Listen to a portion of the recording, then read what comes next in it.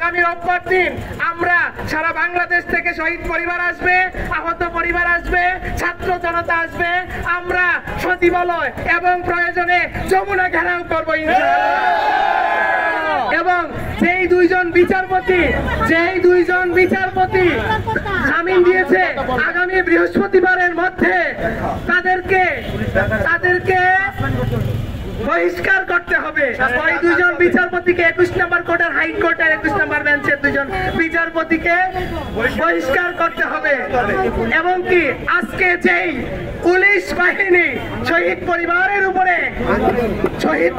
উপরে হাত তুলেছে, 2-3 জন শহীদের মায়ের পেটে লাথি মেরেছে, স্বরাষ্ট্র উপদেষ্টা যদি এটার ব্যাখ্যা না দেয়, আগামী রোববার দিন শুধু আইন উপদেষ্টার পদত্যাগের জন্য রাস্তায় নামবো না, স্বরাষ্ট্র উপদেষ্টার পদত্যাগ সহ খোদাবাজ চৌধুরীর উপদেষ্টার পদত্যাগ সহ আমরা রাস্তায় নামবো।